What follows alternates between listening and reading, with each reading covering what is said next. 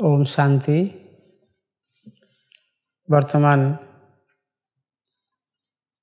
मु आत्मा किछि आत्मा परमात्मा का विषय रे आध्यात्मिकता विषय रे किछि आलोचना करबा को जाउछि। प्रकृति रे वर्तमान एही संसार रे समस्ते भगवान को दुख असुविधा बेले डाकुछंती एवं निजको दुखी अशांति अनुभव करुछंती, किंतु परमात्मा कर भगवान कर सत्य परिचय कहीं ठीक भाव जानती नहीं। जो परिचय स्वयं भगवान एही धरा पृष्ठ रे अवतरण करी प्रजापिता ब्रह्मा बाबा द्वारा बाबा तांकर सत्य परिचय कहिछंती। आमे आज दुनिया रे जहाँ को पचारिबा भगवान को विषय रे समस्ते कहिबे कि प्रकृति रे से तो मो भितर अछंती किंबा सबुठी अछंती, कई कई कहिबे परमात्मा ऊपर वाला।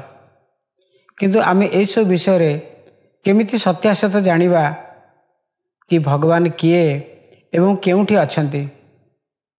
कई कई कहिबे कृष्ण भगवान, प्रत्येक देवता को भगवान आख्या दे कहउछंती एवं आजिकल मनीष मानक मध्य समस्ते भगवान कहउछंती।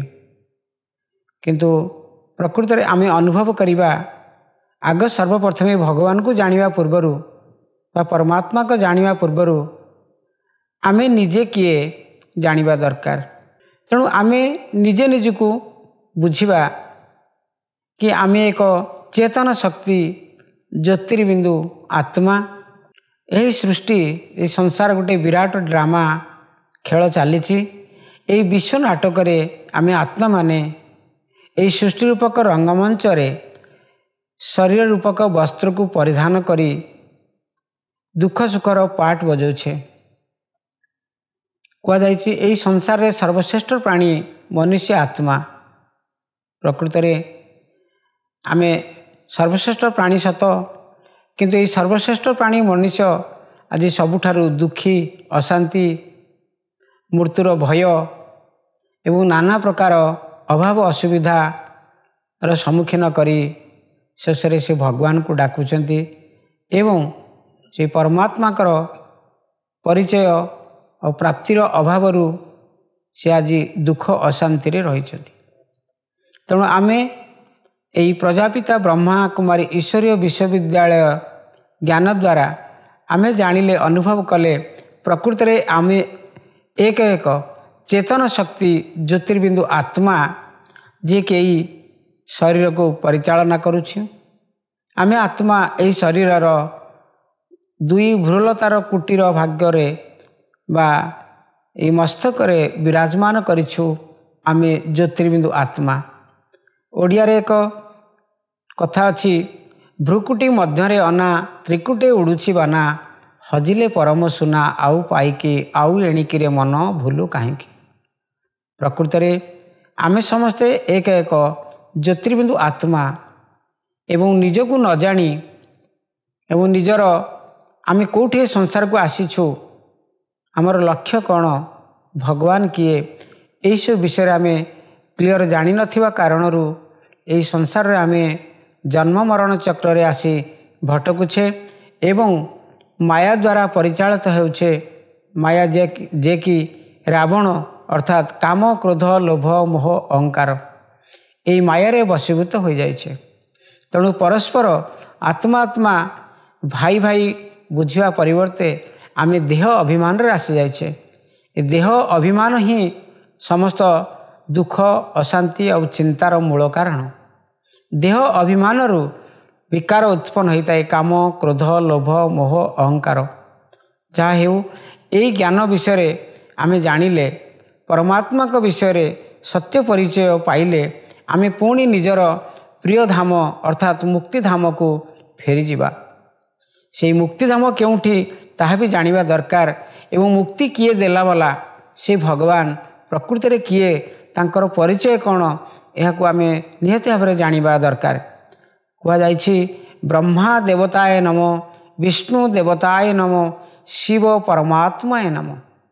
ଗୁରୁ ବ୍ରହ୍ମା ଗୁରୁ ବିଷ୍ଣୁ ଗୁରୁଦେବ ମହେଶ୍ୱର, ସାକ୍ଷାତ ଗୁରୁ ପରମ ବ୍ରହ୍ମ, ତସ୍ମୈ ଶ୍ରୀ ଗୁରୁବେ ନମ।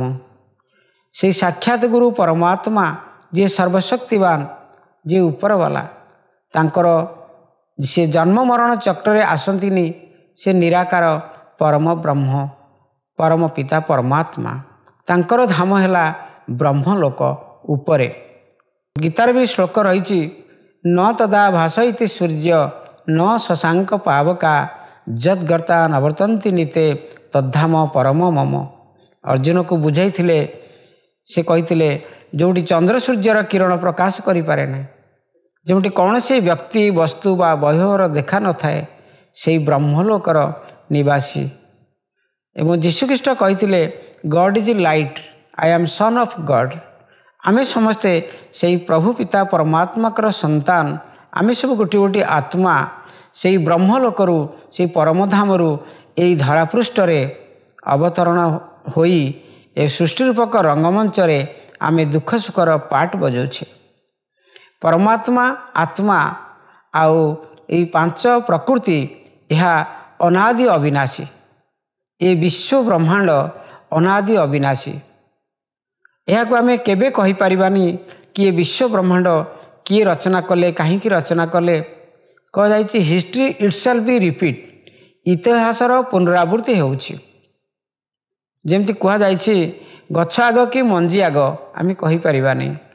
ସେହିପରି ସତ୍ୟ ତ୍ରେତୟା ଦ୍ୱାପର କଳି, ସତ୍ୟ ତ୍ରେତୟା ଦ୍ୱାପର କଳି ଅନାଦି ଅବିନାଶୀ ହୋଇ ଏହି ସୃଷ୍ଟିଚକ୍ର ଅନବରତ ଘୂରି ଚାଲିଛି।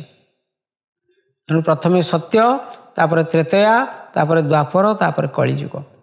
ତେଣୁ ଏହି କଳିଯୁଗ ଅନ୍ତିମ ସମୟରେ ଆମେ ଯେତେବେଳେ ନିଜକୁ ସମ୍ପୂର୍ଣ୍ଣ ଭାବରେ ଭୁଲି ଯାଉ, ଦେହ ଅଭିମାନରେ ଆସୁ, ଭକ୍ତି ପୂଜାପାଠ କରୁ ଏବଂ ଭଗବାନଙ୍କୁ ଡାକୁ, ସେତେବେଳେ ପରମାତ୍ମା ସେହି ବ୍ରହ୍ମଲୋକ ବା ପରମଧାମ ଛାଡ଼ି ଏହି ଧରାପୃଷ୍ଠରେ ଅବତରଣ ହୋଇ ଜଣେ ସାଧାରଣ ମନୁଷ୍ୟ ଦେହରେ ଏ ସମସ୍ତ ଆତ୍ମାମାନଙ୍କୁ ମୁକ୍ତି, ଜୀବନ୍ମୁକ୍ତି ଦେବାର ଶିକ୍ଷା ଦିଅନ୍ତି।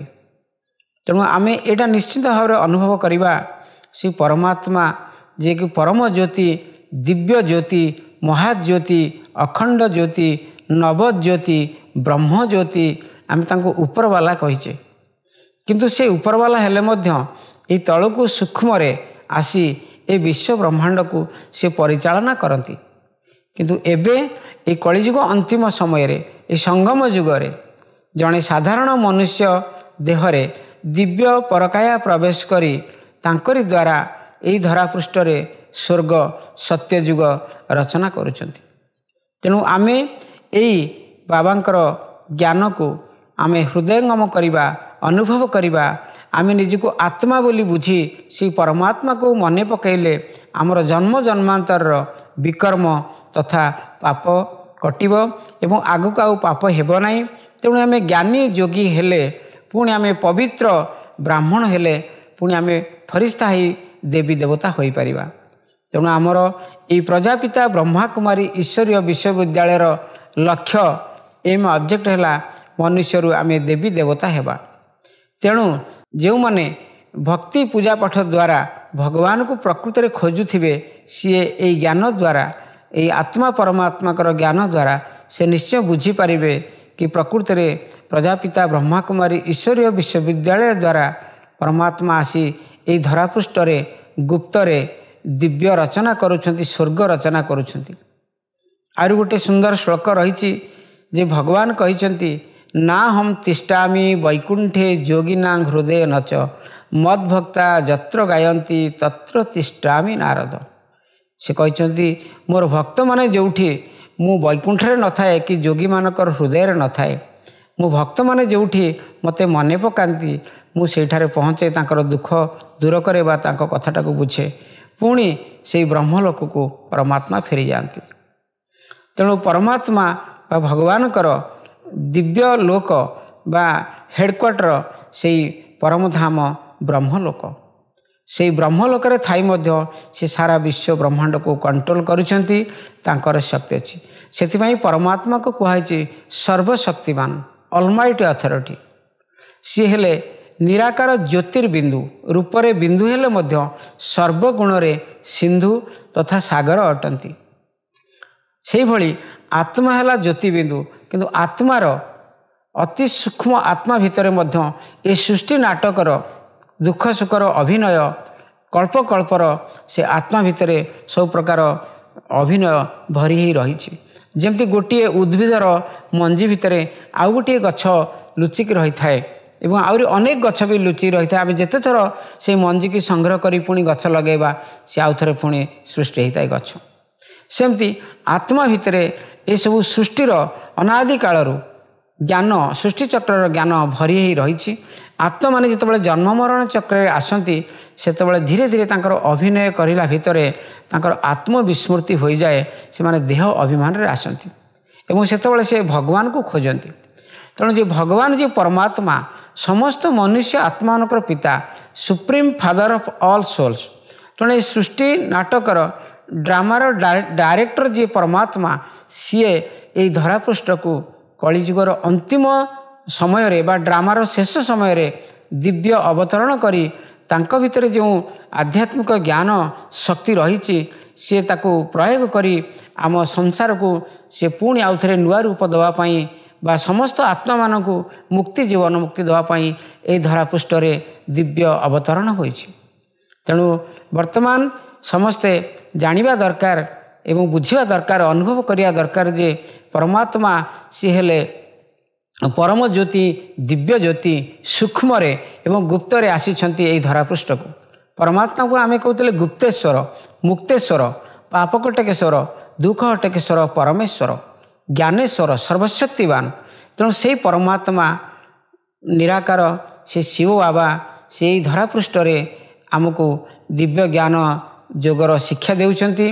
तेणु ये सारा विश्वर समस्त आबाल वृद्ध वनिता भाई भौणी मानक अनुरोध समस्ते यही प्रजापिता ब्रह्माकुमारी ईश्वरीय विश्वविद्यालय संस्थार महत्व को जानतु एवं आत्मा परमात्मा ज्ञान को अनुभव करंतु। तेणु जीवन को पवित्र करंतु। ओम शांति ओम शांति ओम शांति।